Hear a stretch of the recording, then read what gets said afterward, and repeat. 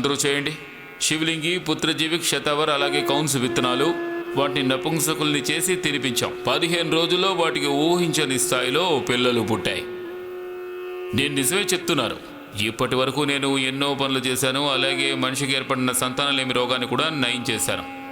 యోగా చేయడం ద్వారా మనుషులకి స్పోమ్ ఓవం క్వాలిటీ బాగా పెరిగిపోయింది. వారికి ఉన్న జెనెటిక్ ప్రాబ్లం తగ్గిపోయింది కేవలం యోగా చేయడం వల్ల. నేను చెప్పేది ఏమిటంటే, పెళ్లి చేసుకోవడానికి ముందే యోగా చేస్తే చాలా మంచిది. లేకపోతే పెళ్ళైన తర్వాత 9 నెలలు యోగా చేయండి, ఆ తర్వాత పిల్లల్ని కనండి. మీకున్న జెనెటిక్ ప్రాబ్లం పిల్లలకి రాదు. భగవాన్ శ్రీకృష్ణదేవులు రుక్మిణీదేవిని పెళ్లి చేసుకున్న తర్వాత 12 సంవత్సరాలు ఘోర తపస్సు చేశారు. ఆ తర్వాతే వారికి ప్రద్యుమ్నుడనే కొడుకు పుట్టాడు. ఆ భగవంతుడే 12 సంవత్సరాలు తపస్సు చేయగలిగింది. మీరు 12 నెలలు చేయలేరా బాబు?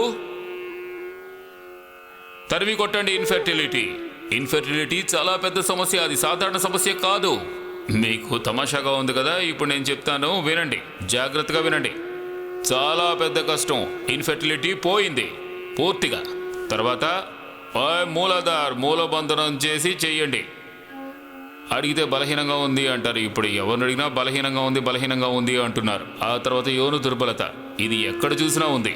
ఇంకో ముఖ్యమైన విషయం, యోగా చేయడం వల్ల 2 రకాలుగా లాభాన్ని పొందవచ్చు: sexual disorders and sexual desires. ఒక విధంగా చెప్పాలంటే మోహం, కామవాంఛ ఎక్కువగా ఉన్న వాళ్ళకి యోగా చేయడం ద్వారా ఆంతరంగిక ప్రేమ పెరుగుతుంది. ఆత్మీయుల పట్ల ప్రేమ. కేవలం శరీరాన్నే ప్రేమించేవాళ్ళు పూర్తిగా స్వార్థపరులు. ఎవరైతే ఆత్మను ప్రేమిస్తారో వారే నిజమైన ప్రేమికులు.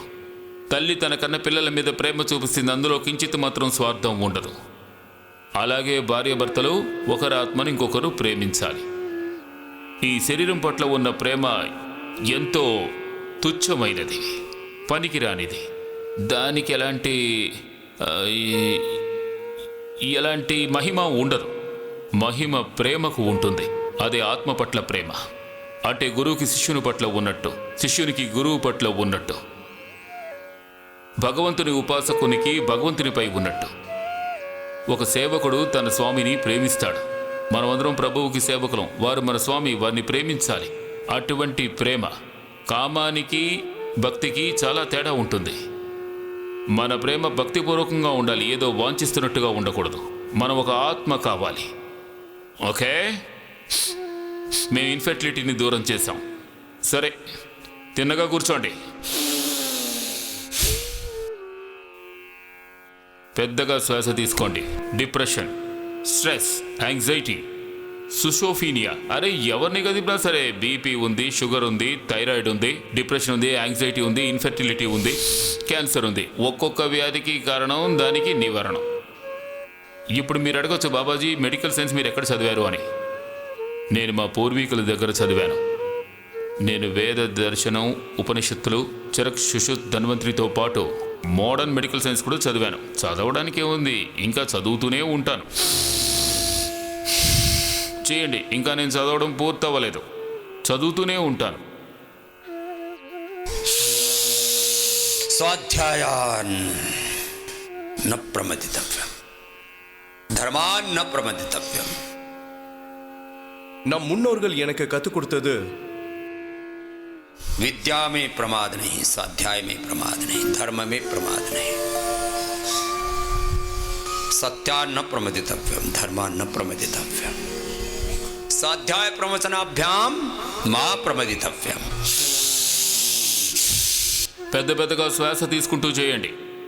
ఆ తర్వాత మేమింకా ఎన్నో వ్యాధుల్ని నయం చేశాం.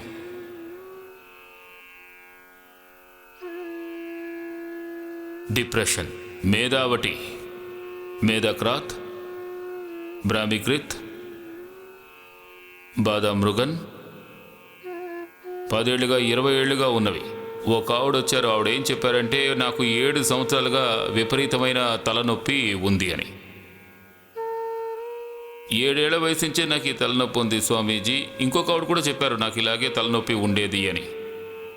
బాదాన్ రోగన్ అని మీరు దానికి పరిష్కారం చెప్పారు. అలాగే మేధావటి, అనులోమ్ మిలోమ్ అవే చేశాం. తలనొప్పి తగ్గింది, మైగ్రేన్ తగ్గింది, డిప్రెషన్ తగ్గింది. నిద్ర పట్టేది కాదు, ఇప్పుడు నిద్ర పడుతోంది స్వామి. జీవితం మారిపోయింది. ఇది 20 సంవత్సరాల క్రితం సమస్య. నేను ఒకసారి వారణాసిలో క్యాంప్ చేస్తున్నాను. అప్పుడు ఇక్కడికి 2 వ్యక్తులు వచ్చారు. ఒకరు ముస్లిము, ఒకరు హిందూ. నాతో చెప్పారు, స్వామీజీ నేను 20 సంవత్సరాలుగా మందులు వేసుకుంటున్నాను, డిప్రెషన్ టాబ్లెట్స్. ఆ తర్వాత మేము ఈ క్యాంప్కి వచ్చి మీ మాటలు విన్న తర్వాత మీరు చెప్పినట్టే చేయడం మొదలుపెట్టాను. ఆ తర్వాత నాకు డిప్రెషన్ ఉందన్న విషయమే మర్చిపోయాను. మీరు నాకేదో అమృతం పట్టించినట్లుంది. మీరు చెప్పిన ప్రవచనాలన్నీ, మీరు అందించిన జ్ఞానం, మీరిచ్చిన శిక్షణ, ఇవన్నీ నన్ను నా ఆత్మతో కలిపేశాయి. దాంతో నాకు డిప్రెషన్ ఉందనే నేను మర్చిపోయాను.